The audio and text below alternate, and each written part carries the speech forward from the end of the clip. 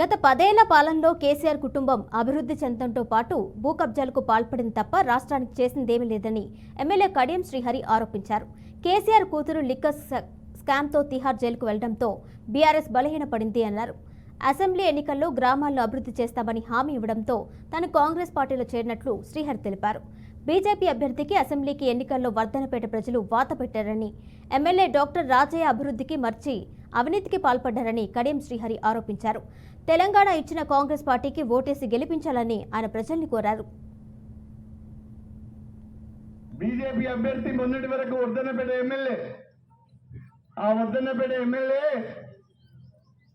భూ కబ్జాలకు పాల్పడుతున్నాడని, real estate వ్యాపారం చేస్తున్నాడని, రైతుల పొలాలు లాక్కుంటున్నాడని వర్ధనపేట రైతులు ఒక దెబ్బ కొడితే దిమ్మ తిరిగి అడ్డం పడ్డాడని చెప్పి ఈ సందర్భంగా తెలియజేసుకుంటున్నాడు. ఆయన మళ్ళా వస్తున్నాడు. ఇప్పుడు ల్యాండ్ పూలింగ్ చేసి రైతుల భూములు లాక్కోవాలని ఆలోచన చేసి ఆ ఓఆర్ఆర్ వెంబడి భూములు కొన్నాడు. ఇప్పుడు మళ్ళా వస్తున్నాడు.